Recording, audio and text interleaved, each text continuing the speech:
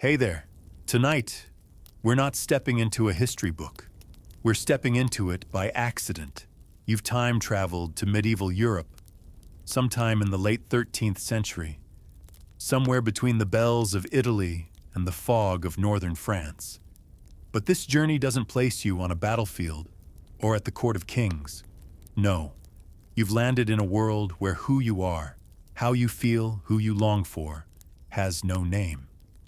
There is no word for gay, no community, no flag, just acts and consequences, sometimes whispered, sometimes confessed.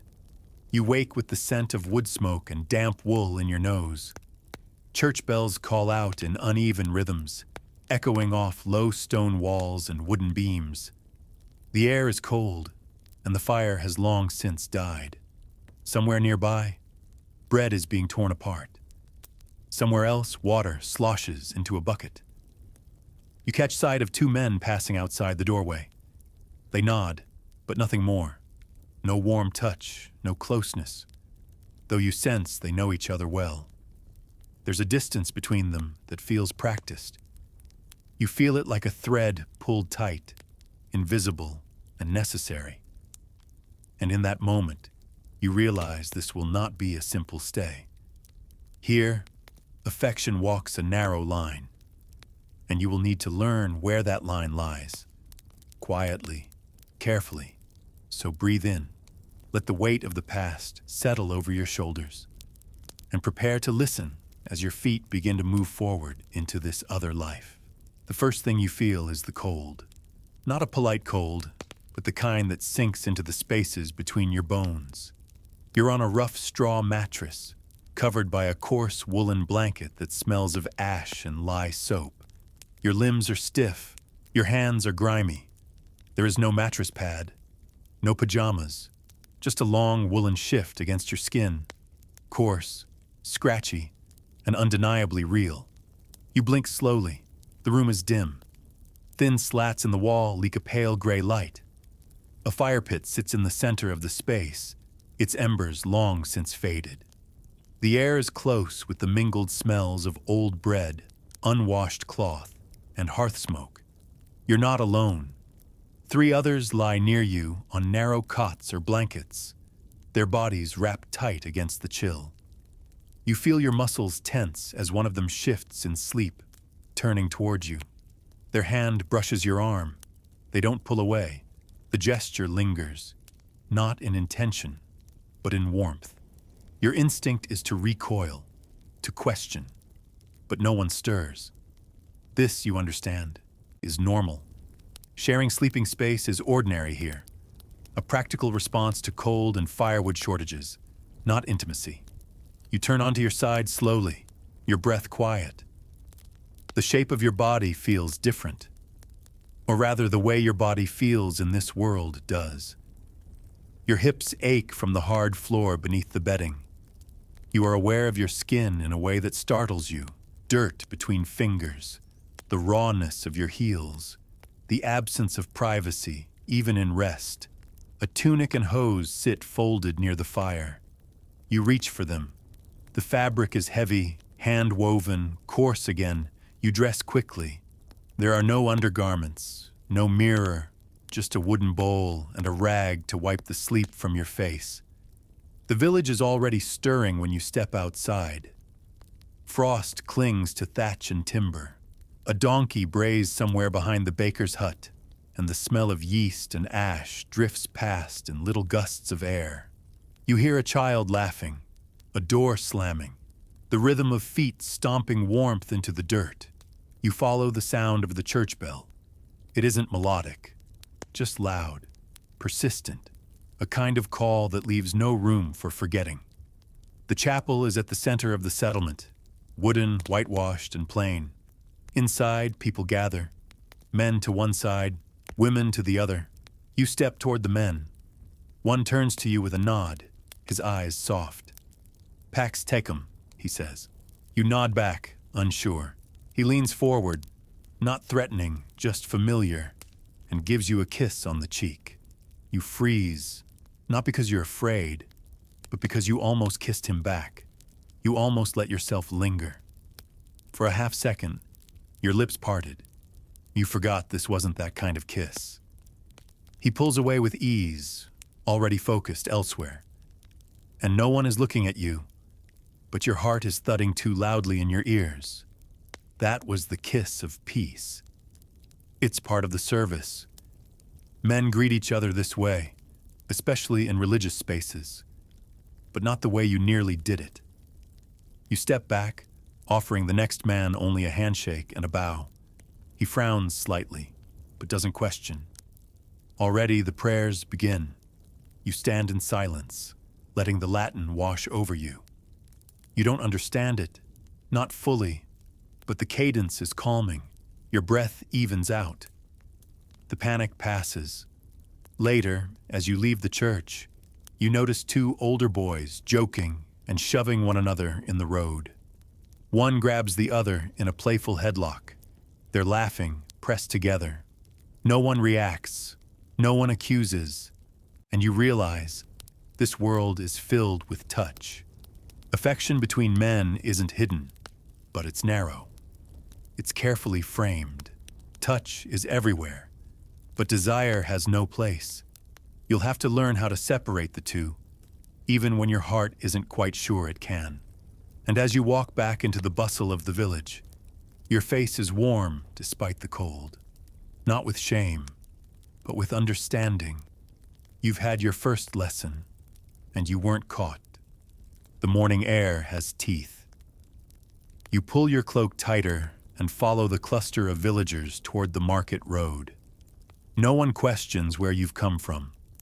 In a world without documents, your face is your story, and if your tongue speaks just well enough, that will do. You listen more than you speak. The dialect is familiar, but curled in on itself. Vowels softened by local habit. Words clipped like kindling. You repeat what you hear. Not perfectly, but close. When asked where you're from, you answer with the name of a town you remember from a map, far enough to make it believable, small enough that few would know it well. You say you were sent here to work, that your uncle is a tanner, that he died last week. It is not questioned. Death comes easily in this world. It's the story everyone accepts. You find yourself directed toward a widow who needs help with her goats and firewood. She watches you with a shrewdness sharpened by years of weather and war. But your hands are steady, and your answers modest. She agrees to feed you in exchange for labor. A mat by the hearth. Stew when there is some. The days begin to form a shape. The men in the village ask about your plans, about when you'll marry. You smile. You say you've made a vow for now, to keep chaste, that you lost someone dear. You don't say more. They nod. Some offer condolences. One claps you on the back, calling you a holy man. You're not. But you let the rumor grow. The idea of grief is safer than desire. One afternoon, while gathering rushes, you overhear two women gossiping behind a wall. They speak of a traveling scribe who was sent away last year. Too friendly with a merchant's son, one says. They caught him whispering behind the altar. The other scoffs. Foolish, she says. You can want what you want, but don't let anyone see you wanting it. Your stomach turns gently, like a wheel on a crooked axle. That night, you lie awake on your mat, the fire popping softly. The widow's dog shifts near your feet. You watch the flicker of flame on the beams above and replay the words. You can want what you want, but don't let anyone see. It's not a rule, not really. Just an arrangement. The people here don't speak of love between men, but they know what to watch for, what to suspect. And now, so do you. You turn to sleep with your back to the fire, your face calm, your breath even. Your story is working. Your place is small, but secure. And for now, that is enough. You settle into the rhythm of the day. There's always something to do. Goats to feed, ash to scrape, rushes to cut and weave. You walk the same paths until the ground feels familiar underfoot. Your hands harden from the work. The widow who feeds you doesn't mind your quiet. The others are too busy to notice. The church bell marks time, not urgently, but steadily, dividing hours into prayer and labor. Life here doesn't rush. It repeats. Tasks return in cycles, like weather. You learn how people move around each other, how closeness fits into ordinary routines. Men lean in when they speak. A hand rests briefly on an arm. Cups are shared. Beds, too, when space is tight. There's physical warmth here. Familiarity, not distance. But it stays within bounds. You fall into step with it. Then one day you meet Luca. He's a cooper's apprentice. Not much older than you, though he looks like someone who's worked too many long days. He nods as you pass. Not the usual quick nod, but something slower. His eyes rest on you for a second longer than expected.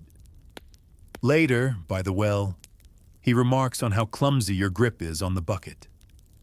You answer back, lightly. His laugh is quiet. It doesn't linger. In the evenings, when others talk about wives or girls they plan to marry, Luca stays silent. So do you. The next day, he walks beside you toward the river. He says little at first, then asks where you learned to move like a monk. You shrug and say it's easier not to stand out. That evening, he gives you a piece of bark, folded. Inside, a rough drawing in charcoal, a goat. Not a good one. Under it, a spiral. No explanation, just a mark. He doesn't wait for a reaction. He's already walking away. You keep it, tucked inside your tunic. The next day, you draw your own, on a scrap from a feed sack. You leave it near the coop where he works. You don't wait to see if he finds it. Still, the spiral returns. Not always in the same place. Sometimes scratched faintly on wood. Sometimes pressed into dust. Always small, never addressed. You don't ask what it means, but you recognize it. You return it. And for now, that's enough. You continue your days as before. You don't meet in secret. You don't speak differently. But there's something else threaded through your routine now. A quiet exchange that doesn't require words. At night, you lie on your mat, thinking about the places you might find the next one, or where to leave yours. It doesn't change your place in the village, but it gives shape to the silence. You still keep your distance, but it doesn't feel like hiding anymore. The first sign is the silence. It's not unusual for the town to quiet in the afternoons, when the sun is high and work slows. But today the stillness feels different, heavier. You're hauling wood for the widow when you notice the boys by the coop are no longer laughing. The baker's wife has her head bent close to the washerwoman. Voices hush as you approach. Something has happened. You carry on as usual, measured, deliberate. You learn more from what people don't say. A name surfaces once, muttered near the well. Bernat, a boy, maybe 15, a shepherd's son. You remember his face only faintly, always watching others, always alone. They say he was caught, not in the act, just too familiar, too many glances, a hand on another boy's shoulder that lingered a beat too long. The wrong person saw it, the priest was told. Now Bernat is gone. No punishment was announced, no formal censure. He simply left at dawn with his father, a pack slung over his back. No one says where to, but everyone knows why. At the end of the day, Luca doesn't meet your eye. That night, the spiral mark is gone from the barrel, scrubbed off. You stare at the spot long after the sky goes dark. The warmth from earlier days drains from your chest. Your fingers twitch with the urge to carve something, say something, but you do nothing. You understand. This is not a time for boldness. Instead, you walk to the church. The priest sits outside, sorting herbs under the eaves. He glances up, not unkindly. You kneel beside him and ask about confession, not because you need it, but because you need the cover. Inside, the church is cool, still.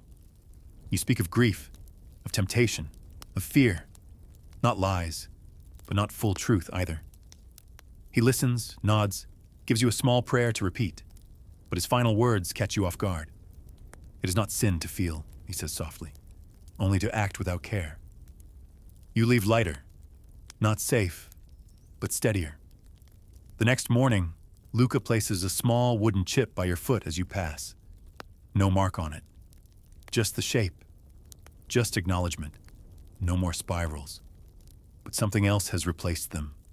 Silence, yes, but shared. You learn the rules again. Desire must walk in shadows, but it must walk quietly, carefully, and never alone. Night returns quietly. There is no streetlight here, no glow from windows, just firelight, candle stubs, and the stars when the clouds allow. The air feels colder tonight, not by much, but enough that you keep the cloak on indoors. The widow is already asleep, the dog too, curled near the hearth. You lie on your mat, listening. There is no sound but the soft creak of beams, the faint rustle of straw, and your own breath steady, but slower than usual. You're not afraid, not quite. But something sits heavy behind your ribs. The way the village turned inward, the way Luca's eyes didn't linger, the way the spirals disappeared without a trace. It was never a confession. But it was still something lost. You think of Bernat, the shepherd's son. You wonder where he went, if he cried when they left, if someone blamed him, if he understood even what was happening. You imagine the road ahead of him, muddy, rutted, and long. You imagine how much he must be calculating with every step, what he can say, what he can't. Your own thoughts begin to spiral, softly, quietly, and then you stop them. You sit up, slowly, and reach for the small cloth bundle beside your mat. Inside it, tucked beneath your only spare tunic, is the chip of wood Luca left you. Smooth, plain, just the size of a coin. You hold it in your palm for a while. Let your fingers warm it. Then you reach for the ashes near the hearth. Smear a little soot across your fingertip and press the faintest spiral onto the back. It won't last. It will fade by morning. But for now, it's there. You lie back down. Close your eyes. You've learned something this week. Not just about danger, but about endurance. About the quiet ways people have always found to recognize one another. Even without names, even without words. You fall asleep to the scent of wood smoke and wool. Tomorrow you'll rise with the others. But tonight, you are still here, and you are still you. The morning arrives pale and quiet, stitched with birdsong and frost. You rise before the widow, moving carefully through the dim room. Your hands go through the motions now without thinking, folding your blanket, brushing the cold from your sleeves, rinsing your face in the basin. The wooden chip stays tucked in your pocket, a weight so small it barely counts, but you feel it anyway. At the market path, you're sent to deliver herbs to a household near the edge of the village. The road there winds past fields, still damp with mist. A low fence marks the property, stone and moss, slouched like an old man resting. The house is quieter than most, not abandoned, but not loud. You knock once, then again. The door opens to a woman in her middle years. Unmarried, she explains, and living with her brother, who's inside mending a robe. You hand over the herbs. She thanks you, her eyes sharp but not unfriendly. You pause, just a second too long, and she seems to notice. She glances once at the chip of wood you've unconsciously begun to fiddle with, says nothing. Then calmly, "You're welcome to sit by the fire a while. If your feet are cold, you accept." Inside, the house is warm and still. Spare, but not poor. A cat watches you from the corner. The brother nods once. A loaf of bread sits half-wrapped on the table. You don't say much, but you don't need to. There is something in the rhythm of the place, something slow, deliberate. The way their speech flows when they speak to each other. The lack of questions they ask you. No one brings up marriage. No one looks past your words. Later, as you help split kindling in silence, the woman says quietly, "There are people who stay here sometimes, from out of town, passing through." She doesn't elaborate. She doesn't need to. Your hand tightens around the wood, not from fear, from recognition. When you leave, she places a wrapped heel of bread in your hand. "For the road back," she says, "in case you get turned around." The path back feels different. Not shorter, not safer, just less narrow. You pass Luca by the river. He's crouched low, washing something. Doesn't look up. But as you pass, you notice a spiral drawn faintly in the mud. The world is still the same, still fragile, still full of watching eyes and half-said things. But now you know. It's also full of people who understand how to see without looking, how to speak without saying. A network not of rebellion, but of survival, hidden in kitchens, behind woodpiles, at the edge of villages. You walk home with your shoulders a little looser, your breath a little deeper. You're still a stranger here, still walking a careful line. But you're not walking it alone. The fire has burned low again. The sky beyond the rafters is a dark blue velvet, dusted with stars. Somewhere outside, an owl calls. You lie still, the wooden chip resting beneath your fingers, your breath quiet and slow. You've only been here a short time, and yet, you've seen what many lived their whole lives learning. There is no word here for what you are. No name that grants clarity or protection. Only gestures, looks, choices made in silence, risks taken in fragments. But there is something else too. There is endurance, the kind that doesn't sing, but lasts. In workshops and kitchens, in goat pens and linen drawers, in the way people find each other without ever saying how, and in the way they choose, again and again, to live. Even when it means watching, waiting, writing only spirals. You think about Bernat, wherever he is now, about the scribe, long gone, about Luca and the faint mark in the mud, about the household by the moss wall where silence meant welcome, and you realize this history was never truly empty. It was simply hidden. Tomorrow will be careful and quiet and full of watching eyes. But tonight you are not dead. And that, in 13th century Europe, is enough.